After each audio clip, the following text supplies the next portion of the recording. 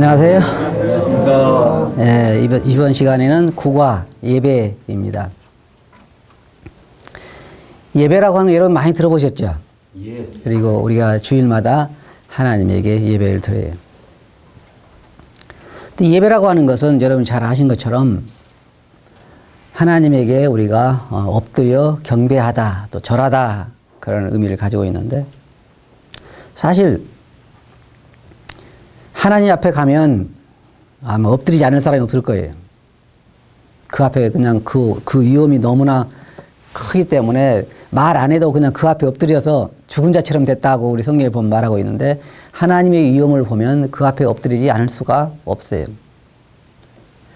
근데 이제 우리에게 감사하는 것은 뭐냐면, 원래 하나님께서 인간을 창조하실 때의 창조의 목적이 뭐냐면 인간을 통해서 영광을 받으시고 예배를 받으시기 위해서 창조하셨단 말이에요. 그런데 인간이 하나님을 예배하고 경배하는 것이 아니라 뭘 경배하고 하냐면, 사람이든지 나무든지 동물이든지, 저는 보면요 참 마음이 아파요. 얼마나 답답하면 세상에 나무를 붙잡고 자기를 도와달라고 그러겠어요. 사람이 어떻게 원숭이한테 사정을 하죠? 그 네팔이나 이런 데 가보면요, 길거리에 뭐 원숭이도 있고, 또 소가 이렇게 지나가고, 뭐 그 소가, 그 채소가 있는 거 먹어도요, 신이니까 어떻게 할 수가 없는 거예요. 내가 보기에는 그 소만 다 처분해도 가난한 사람들 좀 살겠더구만. 그거 그냥 길거리에 인도 같은 데 보면 쥐가 그냥 새까맣잖아요. 그 쥐를 먹여 살리니까 또. 사람이 어떻게 그렇게 됐어요? 원래 하나님을 예배하고 경배하도록 만들었는데, 사람은 하나님을 떠나서 왜 그러냐면, 사람은 누군가를 경배하지 않으면 못 살아요. 누군가를 숭배하지 않으면. 보세요. 사람이 숭배하지 않은 게 뭐 있어요? 무신론자는 없어요. 말은 자기는 아무것도 안 믿는다 그러는데요, 그 사람들도 다 뭔가 믿는 게 있어요. 저도 장례식에 가봤는데, 장례식에 이제 이렇게 땅을 파잖아요. 땅을 파면 이제 그 관이 들어갈 수가 있죠. 그리고 파놓고 다 준비해놓고 관을 이렇게 메고 오면서 몇 년생이 피하시오 그러면 다 피해. 그래. 그런 게, 그러면 왜 아무것도 안 믿으면 뭐하러 피해? 그렇죠. 안 그래요? 그 뭐 피해. 그래가지고 거기 딱 할 때 딱 피하고 그렇단 말이에요. 그 세상에 신을 안 믿는 사람은 하나도 없어요. 다 믿어. 그런데 이제 하나님 우리를 창조하실 때 경배를 받으시기 위해 창조하셨는데, 사람은 하나님께 경배를 하지 않고 불평은 하나님께 죄하고 좋은 것 생기면 조상에게 감사하다고 조상에게 떡 차려놓고 밥 차려놓고 절하고, 그런 사람들이 인간이 불행하게 된 이유지요. 자, 근본적으로 보면 예배라고 하는 것은 두 가지가 거기에 포함되게 되어 있어요. 항상. 사람들 보세요. 먼저는 우리의 마음으로부터의 감사하는 마음이 거기에 있죠. 예배에 있을 때. 두 번째로는 그 표현한 어떤 물질이 거기에 따라가요. 제사 지낼 때 뭘 드려요? 항상 제물이 있죠. 돼지를 드린다든지, 아니면 뭐 돼지머리를 드린다든지, 아니면 무슨 뭐 과일을 준다든지, 뭔가 놓고 제사를 지낸단 말이에요. 하나님에 대한 예배도 우리가 보면 그런 면을 많이 가지고 있는데, 사람들이 생각할 때요, 어떤 사람들 그래요. 나는 오늘 교회 예배 드리러 갔다 왔다. 예배 보러 간다. 사람들은 많이 그래요. 그런데 그러면 예배란 말이 무슨 말이에요? 엎드려 경배하다 그 말인데, 교회 가서 찬송 듣고 목사님 설교 듣고 그냥 집에 돌아와서 나는 예배 보고 왔다? 그건 말하고 안 맞죠? 말하고 안 맞는 거예요. 마치 목과 같은 거 아니? 나는 오늘 구제 봉사로 간다? 가가지고 그 가서 남의 물건 훔쳐오면 구제 봉사한 거예요? 그건 아니죠. 그건 아니란 말이에요. 그것처럼 예배라고 하는 것은 하나님에게 가서 엎드려서 하나님의 어떠하심에 대해서 경배하고, 하나님이 내게 베푸신 사랑과 은혜에 대해서 감사하고 하는 것이 예배예요. 예를 들어 생각해 봅시다. 여러분들이 어떤 아주 그 길거리의 노숙자에게 돈을 수천만 원을 줘서 그를 집을 사주고 살게 해줬어요. 그럼 그 사람이 마음속에 어때요? 너무너무 고맙죠? 너무 감사해서, 아이고, 내가 이번 추석에는 그 사람한테 가서 너무 고맙다고 감사를 드려야지, 가가지고. 그럼 뭘 해야 돼요? 아이고, 저 같은 사람을 이렇게 사랑하고 돈을 줘서 집을 사주고 이렇게 먹고 살게 해서 감사합니다. 그게 정상 아니에요? 그런데 감사드린다고 가가지고는 저요, 차나 한 대 사줄래요? 그러면은. 그게 감사로 간 거예요? 아니, 차 사달라고 한 거지. 그렇잖아요. 그것처럼 예배라고 하는 것은 물론 다른 시간에 하나님께 구할 수 있어요. 필요한 걸 구하고 하나님에게 다 할 수 있지만 예배 시간은 구하러 간 것이 아니라 내가 받은 그 축복 또 내가 볼 때 알고 있는 하나님의 그 어떠하심에 대해서 찬양하러 간 거란 말이에요. 하나님을 제대로 알면요. 그 경배하지 않을 수가 없죠. 하나님의 사랑을 알면. 그래서 우리가 예배라고 할 때 진정한 예배는 우리가 받은 그 어떤 사랑과 은혜에 대해서 하나님에게 우리 마음을 열어놓고 감사를 표하는 거고 진실로 감사를 표하는 방법이 여러 가지가 있죠. 또 하나는 하나님의 어떠하심에 대해서 우리가 그분을 경배하는 거예요. 우리 사람도 보면요. 어떤 사람은 사귀면 사귈수록 칭찬이 되는 사람이 있죠. 야, 그 사람 진짜 참 대단한 사람이야. 그 사람 나하고 몇 년 동안 사는데 진짜 그 사람이야말로 된 사람이야. 이런 사람이 있는가 하면 사귀면 사귈수록 어때요? 아유, 그 사람이 겉은 멀쩡해도 속은 완전 썩었어. 그 사람이 폐인이야. 그리고 정상이 아니야. 그런 사람 있잖아요. 그럼 하나님 여러분 보세요. 우리가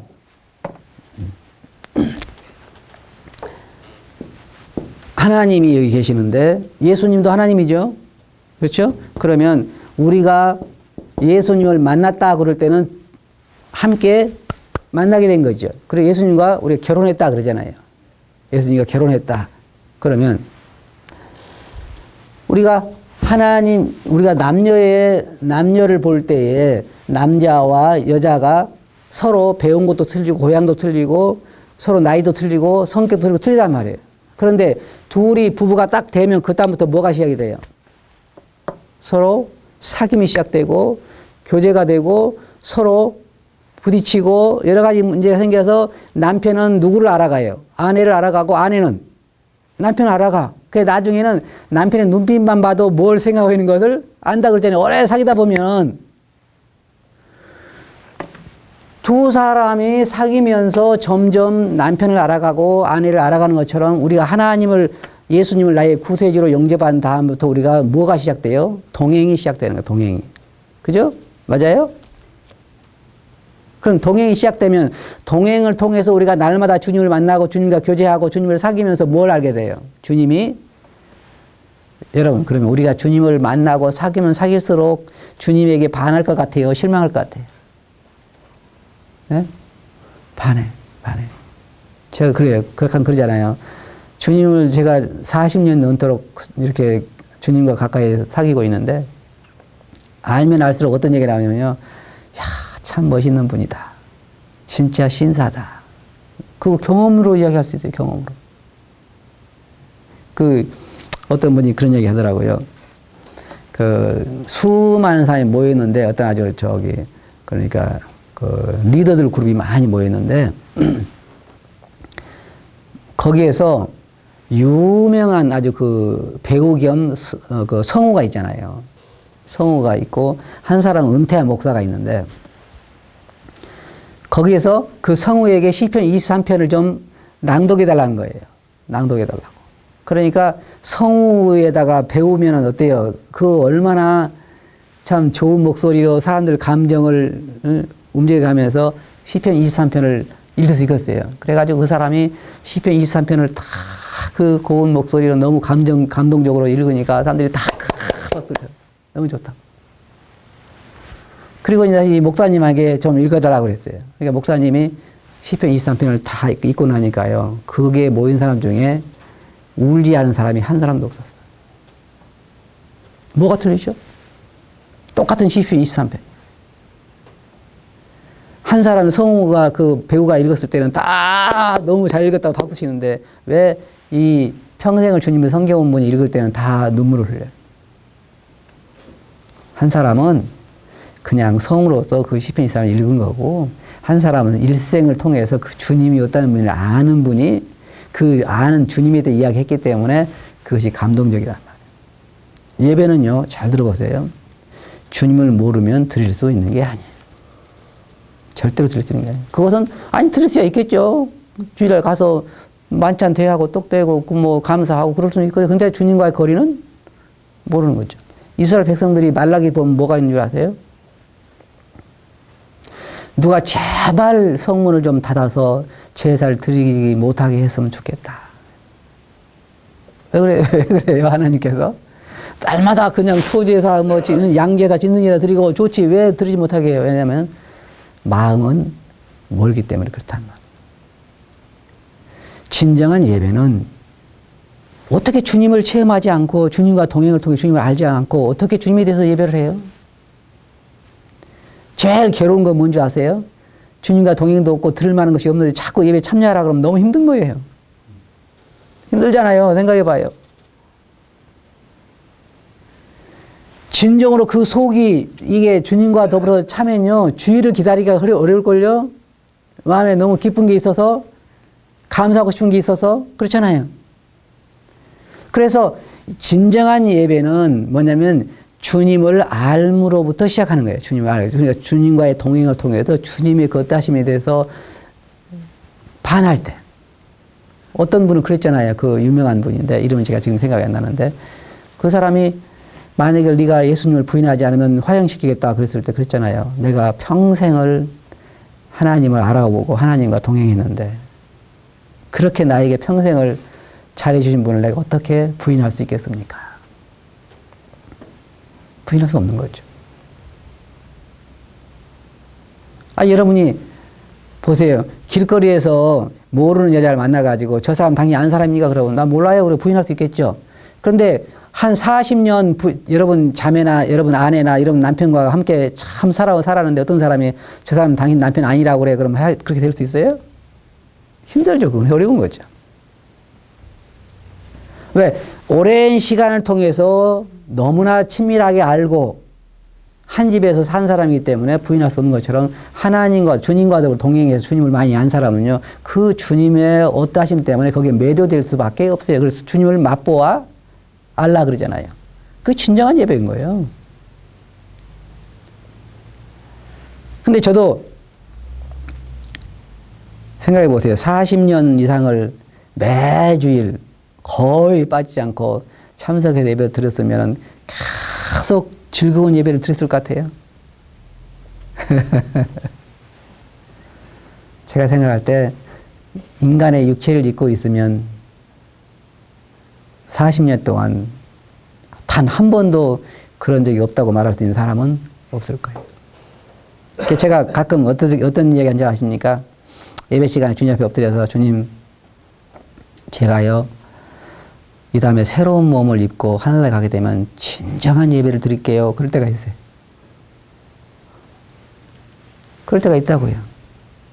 근데 지금 그렇다고 뭐 예배를 안 드린다는 것이 아니라 어떨 때는 참 마음이 감동돼서 너무 주님 은혜에 감사해서 예배 드릴 때가 있는가 하면 어떨 때는 생각에 사로잡히지 않을 때도 있어요. 그렇죠? 그러나 문제는 뭐냐면 우리가 알아야 할 거 뭐냐면 우리의 진정한 예배는 그냥 주일날 아침에 나오는 것이 아니라는 거예요. 거기에 가서 성경 찾고 거기 가서 마음 준비해가지고 들으시는 것이 아니라 일주일 동안에 주님과 어떤 생활을 했느냐 하는 것이 예배를 결정할 수 있다는 말이에요. 성경에 뭐라 그랬어요? 너희 몸을 거룩한 산 제사로 드리라. 그 말, 산 제물로 드리라. 그 말이죠. 그러면 우리 살아있는 이 제물이 뭐예요? 이게 제물이죠. 제물.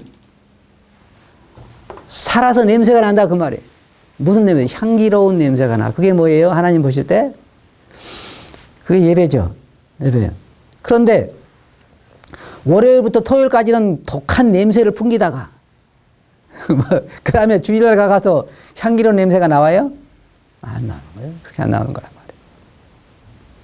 그래서 예배는 우리가 여러 가지 생각할 수 있는데 첫째로 예배가 뭐냐? 여러분들이 말씀드린 것처럼 하나님에게 하나님의 어떠하심에 대해서라든지 하나님께 받은 여러 가지 사랑과 은혜라든지 그분에 대한 고마움, 감사하는 것, 경외하는 마음을 표하고 엎드려 절하는 것이 예배다. 그런데 그런 예배는 그냥 입에서만 나온 것이 아니라 하나님을 알면 알수록, 그래서 여러분들이 아시겠지만 하나님에 대한 지식이라고 하는 책을 쓴 분도 있는데 그 책도 읽어보면요.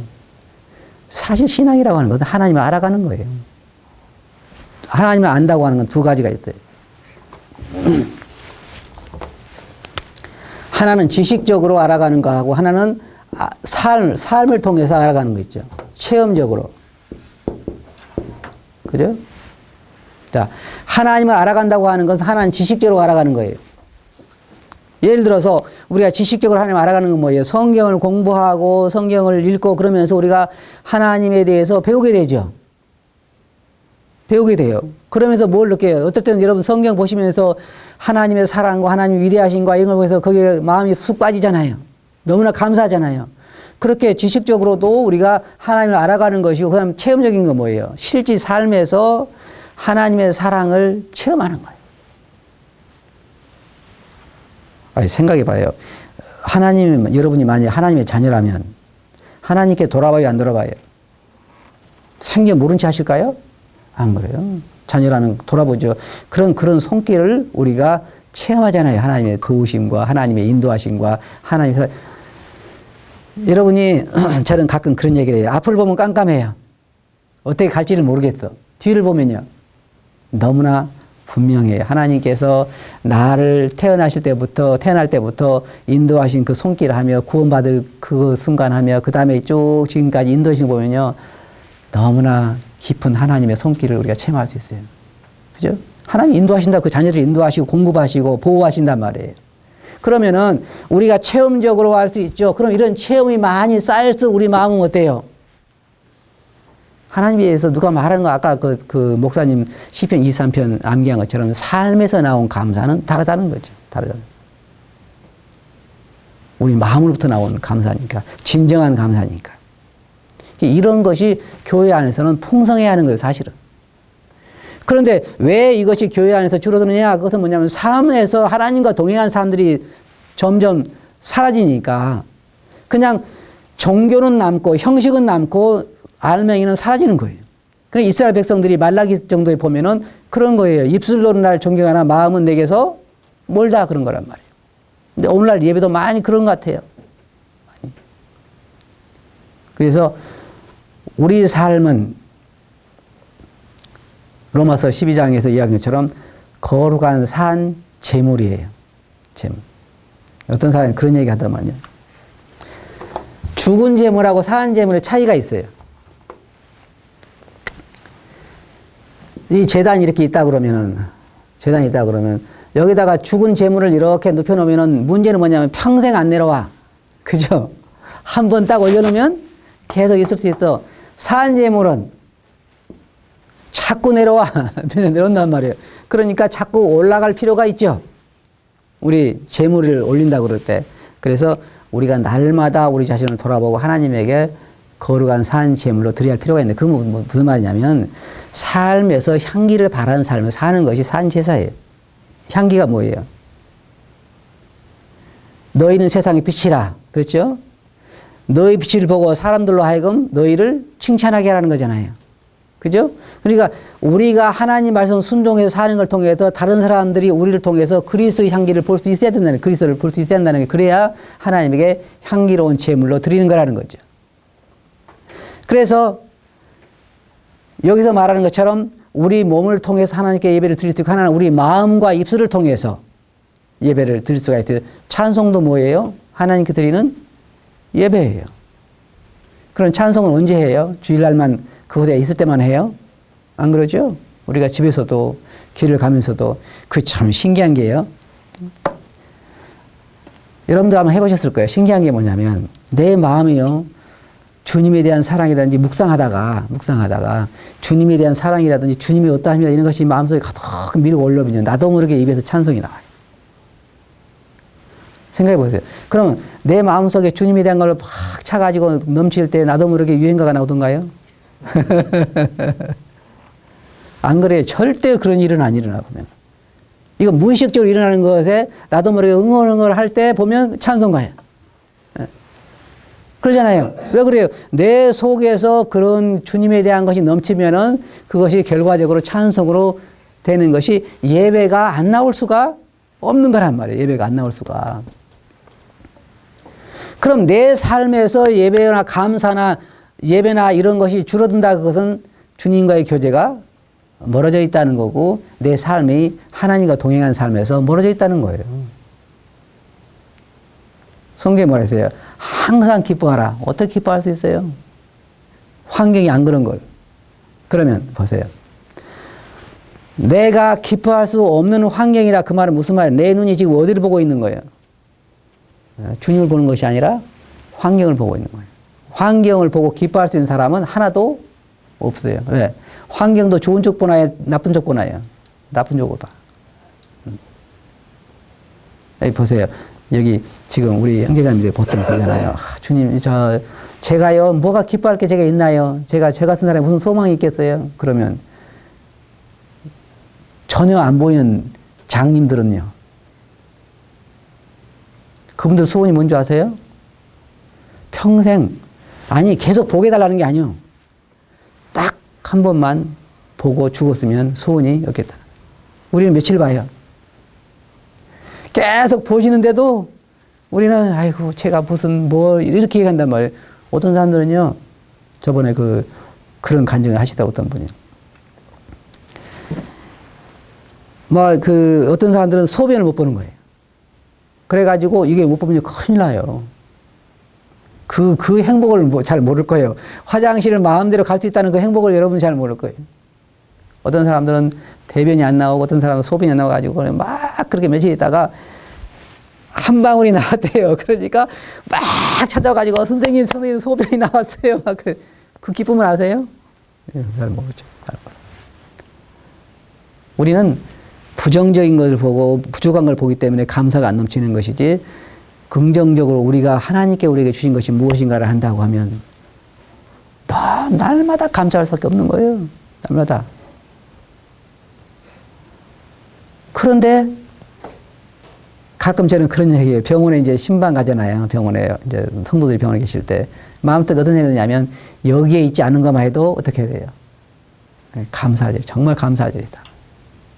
그래서 찾아보면 우리가 받은 은혜가 너무나 많고 감사할 게 너무 많아요. 하나님의 어떠하심에 대해서 그렇지만은 우리가 받은 거, 우리가 가지고 있는 평안이라든지 어떤 암 말기 선고를 받은 그 자매님이 그러시더라고요. 뭐냐면 사람들이 나를 볼 때 너무 왜 그렇게 태평하냐는 거예요. 죽어가는 사람이. 그러면은 자기도 모르겠다는 거예요. 지금 심각하게 생각을 하고 그러는데 자기는 심각하게 생각이 안 된다는 거예요. 왜 심각하게 생각이 안 돼요? 믿는 데가 있으니까 그렇지. 주님이 주신 평안이 그를 지배하기 때문에 그렇게 생각이 안 되는 거예요. 아니 생각해 보세요. 여기 계신 분들 생각해 보세요. 여러분들이 말기다 그러면은 뭐 그냥 태평해요? 안 그러잖아요. 보통은 막 얼굴이 새카마지고 막 그렇단 말이에요. 그런데 주님이 주신 평안이 그 안에 거하고 있기 때문에 우리가 큰일을 당해도 평안을 누릴 수가 있는 거예요. 잠을 잘 수가 있는 거예요. 어떤 사람은 잠도 못 자가지고 너무너무 힘들어하는 사람이 있잖아요. 그런 것들이 다 하나님께 우리에게 주신 것들이기 때문에 우리는 주신 것들만 생각해봐도요. 그냥 날마다 감사할 수밖에 없어요. 그럼 어떻게 예배 드릴 때 감사할 게 없다는 거예요. 네? 어떻게 예배 드릴 때 감사할 게 없다는 거예요. 하나님이 어떠하시면 어떠하고 그분이 우리를 위해서 해주신 일은 어떠하고 우리가 받은 건 어떠하고 현재 우리가 누리고 있는 이 부는 어떠하고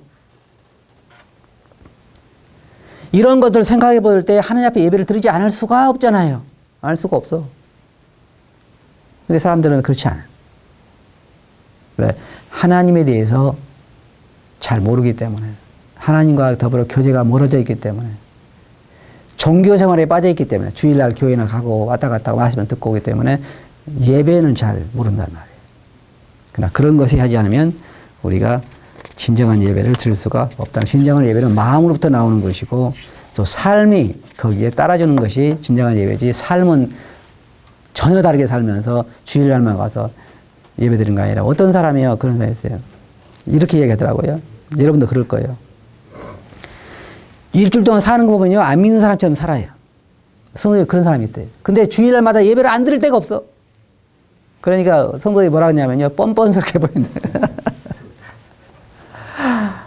양심이라도 살아있어가지고, 그러잖아요. 일주일 동안 자기가 그렇게 살면 예배라도 참석 안 해야지. 그런데 예배는 또 꼭 참석을 해. 그러니까 사람들이 뭐라 그래요? 뻔뻔하다는 거지. 그게 뭐 양심이 마비됐다는 거예요. 그렇게 생각 안 되세요?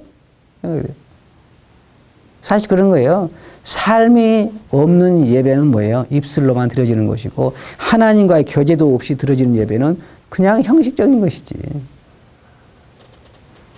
그것이 진정으로 내 마음으로부터 우러나오는 예배냐는 거지. 그런 예배를 우리 그리스도인이 드려야 된다는. 그렇게 하면요, 예배 드리라고 말할 수도 없어요. 그 주님 삶이 풍성하면요, 그 참을 수가 없어요. 안 그래요? 누가 예배 드리라고 공고를 해요? 안 그렇단 말이에요. 예배는 이제 우리가 종류를 보면 첫째로 개인적인 예배가 있어요. 꼭 주일날 예배당까지 갈 건 없는 거예요. 그럼 개인적인 예배는 언제 드리죠? 24시간 언제든지 자기가 있는 곳에서 예배를 드릴 수 있어요. 예배가 뭐라 그랬어요? 하나님을 찬양하고 경배하고 감사를 표하는 거라 했잖아요. 경외를 표하는 거. 그러면 집에서 나 혼자 있을 때 할 수 없어요? 할 수 있죠. 그게 필요해요. 골방에 들어가서 무릎 꿇고 주님을 찬양하고 경배하고 너무 그 받은 은혜에 감사하고 그런 걸 주님도 원하실지 몰라요. 그게 필요해요. 여러분 차 타고 가면서도 주님께 감사하고 항상 그게 뭐예요? 그게 다 예배라고. 24시간 예배죠. 그리고 주일날 드려지는 건 그것이 집약해서 거기서 드려지는 거지만은 사실은 예배가 24시간이 그러니까 찬송하는 것도 주님 기뻐 받으시고 우리가 감사하는 것도 기뻐 받으시고 주님 고맙습니다 하는 것도 뭐예요? 예배죠. 입술로도 주님에게 감사하는 것도 표현할 수 있고 그래서 저는 이 개인적인 예배가 많을수록 좋다고 생각해요. 개인적으로. 그러면 하나님께서 어때요? 기뻐 받으시죠. 항상 그 사람이 주님께 감사드리는 그 모습을 사람들에게 보일 수 있고 그 다음에 이제 우리가 주일날 나와서 공중적으로 예배를 드릴 수 있죠. 그런데 형제들은 참석을 해야죠. 남자들은 참석하는 게 필요하죠. 왜냐하면 받은 것이 많고 주님에 대해서 아는 것이 있기 때문에 예배를 드리는 것이 필요하고 또한 대표성을 띠잖아요. 우리 보통 교회에서는. 다른 자매님들은 잠잠하고 있는데 어떨 때는 저는 그런 생각을 가질 수 있어요. 가질 때가 있는데 자매들도 예배를 드리게 했으면 좋겠다. 아멘이죠. 물론 예배 드리는 거예요. 그런데 이제 대표적으로 앞에 나와서 그렇게 리더하지는 못하지만 예배 다 아멘하고 드리는 거죠. 근데 왜 제가 말하는 것은 그냥 리더를 했으면 좋겠다는 거예요. 왜 그래요? 형제들이 잘 안 할 때가 있으니까. 그래서 우리가 대표적인 그런 형제들은 거룩한 제사장으로서 하나님 앞에 예배를 드려야 할 의무가 있다. 그리고 초대교회에서는 여러분이 아신 것처럼 떡을 떼고 잔을 마시면서 주님께서 이것을 행하여 나를 기념해달라 그랬기 때문에 그렇게 주님을 기억하고 기념하는 거예요. 그게 필요하죠. 그 다음에는 이제 가정예배. 가정예배 들어보셨어요? 가정예배 이게 참 중요한 건데 이게 참 쉽지 않은 거예요. 왜냐하면 그 시간 내기가 참 쉽지 않고 또 어떤 사람들은 또 그 하기가 참 어렵다고 이야기들 하는데 주로 누가 해야 돼요? 가장이 인도를 해야 되겠죠. 가장이. 그리고 자매님들도 모른 채 하지 말고 함께 도와서 자녀들과 함께 가정 예배를 드리는 것이 참 필요해요. 그렇게 한 사람도 참 저는 부러워요. 그렇잖아요. 이게 필요해요. 근데 그거 보면은 애들이 커서보다는 어릴 때부터 하는 것이 참 좋다고 생각해요. 아주 어릴 때부터 같이 예배를 드리고 하나님을 찬양하고 말씀을 함께 나누고 주님에 대해 이야기하고 이것이 굉장히 가정을 건전하게 만들고 가정을 튼튼하게 만들고 가정을 건강하게 만든다고 생각해요. 한번 생각해 보세요. 저는 제가 태어나면서부터 저희 할머니의 영향을 많이 받아서 우상 숭배는 잘해요. 아주 그것이 몸에 배어 있었어요. 어릴 때부터 그 장터에 가서 물 떠놓고 비는 거, 그리고 뭐 그 북두 칠성을 보고 또 비는 거, 뭐 7월 칠성 뭐 이런 거 많이 지키죠. 우상 숭배하는 사람들. 그다음에 뭐 짐승한테 절하는 거, 뭐 그런 것들 뭐 어떻게 귀하신 몸이 나오셨어요? 비는 거라든지 그런 것들은 참 잘했는데 제가 만일의 경우에 태어나서 저희 부모님이 제가 어릴 때부터 계속 가정 예배를 드리는 가정에 태어났다면, 그죠? 저는 책 가끔 읽으면 그거 읽을 때 부러워요. 그 가끔 유명한 분들 보면 부모님이 어릴 때부터 집에서 계속 하나님을 찬양하고 경배하고 가정 예배를 드렸다 그런 거 있잖아요. 그러면 참 부럽지 않아요? 그거 무시 못 하는 거예요. 이상하게요. 이 노름으로 망한 사람들 자녀들이 노름할 가능성이 많아요, 적어요? 많아. 걔들이 뭐라는 줄 아세요? 나는 절대로 우리 부모처럼 안 된다고 그래. 그죠? 그리고 나서 남을 뭐죠, 나중에? 노름을 해. 그리고 그 남편이 자기 부인을 막 때리는 사람들이 있죠. 그런 사람의 애들은요, 저도 어떤 한 가정 알고 있는데 남편이 술만 먹고 이렇게 들어오면은 애들이 막 그 민방위 훈련한 것처럼 막 도망을 가. 그래가지고 술이 깰 때까지 못 들어오는 거예요. 그들이 뭐라 하냐면 나는 절대로 이 다음에 술 안 마신다고. 나 마실 것 같아, 안 마실 것 같아. 자녀들이. 마셔요? 마셔. 그건 뭐예요? 보고 듣고 배운 것이 그렇게 중요하다는 거죠. 그러면 어릴 때부터 부모들이 가정에서 그 가정 집회를 통해서 가정 예배를 통해서 하나님을 경배하고 하나님을 존중하는 모습을 본다 그러면 어떻게 했어요? 받은 영향이 크죠. 커. 그래서 가정 예배는 대단히 중요한데 할 수 있는 사람들 하면 참 좋다고 생각해요. 참 필요하죠. 자, 예배의 조건, 세 번째로 예배의 조건이 뭐냐? 뭐라 했어요? 첫째로 하나님과의 관계라 그랬죠. 하나님과의 관계.